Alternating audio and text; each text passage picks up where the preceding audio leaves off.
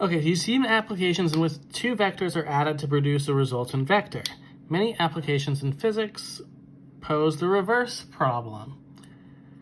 Decomposing a vector into two parts, one of which can kind of be controlled by an object, and the other one you're going to have to apply itself. Consider a boat on an inclined ramp as shown to the left. The force due to gravity pulls the boat straight down, both down the ramp, but also against the ramp, like in this picture. So when it's pulling you straight down, some of that force is pulling it down the ramp. The rest of the force, if you're resolving it into its components, is pulling it straight into the ramp, and the ramp is dealing with that. If the ramp can't deal with that weight, it's just kind of a moot problem. But let's assume the ramp is sturdy enough to handle this weight. The two forces, W1, which is the force sliding down the ramp, and W2, which is the force straight into the ramp, are orthogonal. And the vector F is the sum of these two components, and that should be the force from gravity. So what does that do? Well, if there's a certain amount of force applying to the boat sliding down the ramp, then something is going to have to apply enough force, whether it's like a rope pulling it or keeping it in place, going up the ramp in the opposite direction. However, the force going straight into the ramp isn't actually doing anything. So this is one of the reasons sometimes it's much easier to push something up a ramp than it is to straight lift it and put it into, say, a truck, because you're using the sturdiness of the ramp to deal with some of the weight caused by gravity. So we have this thing called a projection in vector components. So let u and v be non-zero vectors. U is W1 plus W2, where W1 is parallel to v and W2 is orthogonal to v, as shown in figure 11.29 down here. W1 is called the projection of u onto v, or the vector component of u along v, and is denoted by W1 is the projection of v, or projection of u onto v, which this projection, it's onto v, so it's subscript v of u. W2 is u minus W1 is called the vector component of u orthogonal to v. So basically what's happening, if you have a vector u, and you want to send it in the direction of v, but keep its length, you can send it in the direction of v. Now what happens is there creates this other vector, so this is the projection of u onto v. To get back to u's original position, there's this other vector W2 which has to be orthogonal to v. It's basically creating a triangle here where we have this other length. Now the thing about v and W2 is these two always end up being orthogonal, which means if you take their dot product, they would be 0.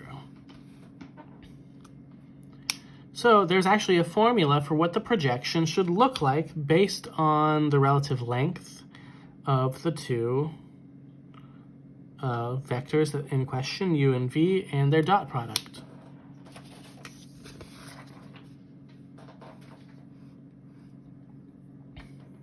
So using the dot product, if u and v are non-zero vectors, then the projection of u onto v is the dot product of u dot v divided by the magnitude of v squared, all of this times the vector v. So what does this give you? This is going to give you, based on the angle, it's basically, so what is u dot v over the magnitude of v?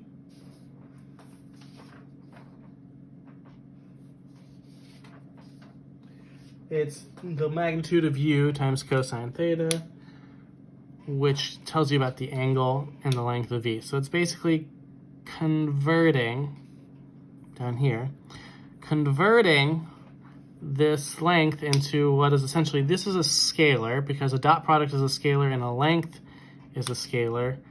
And now what do we know about v divided by the length of v?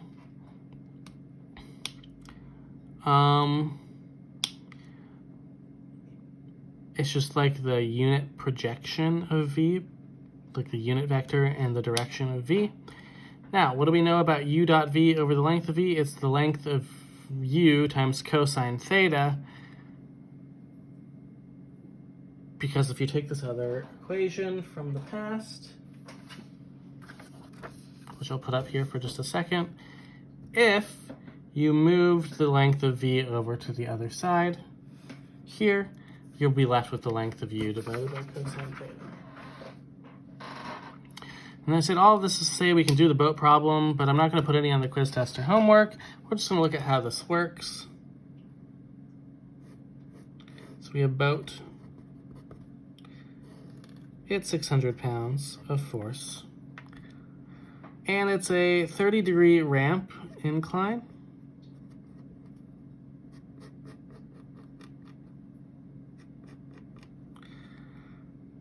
This is a 60-degree then and a 90-degree. This has to be parallel, so this is also a 30, 60, 90 triangle.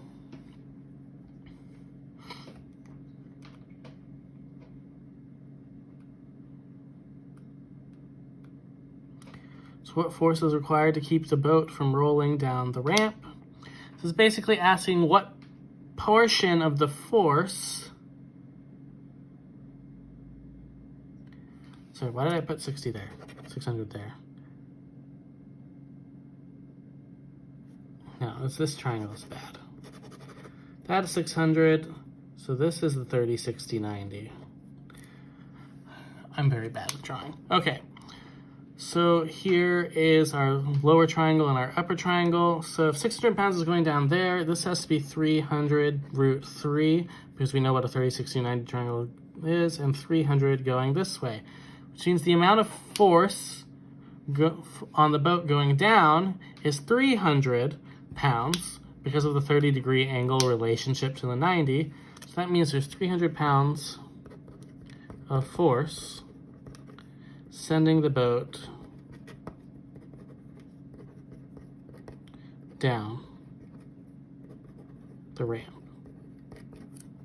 So naturally, what kind of force do you need to keep the boat from rolling down the ramp? You need 300 pounds of force in the other direction in order to keep it from going down. Which didn't really use projection much, but we'll use projection more in the future. And so that's all for now.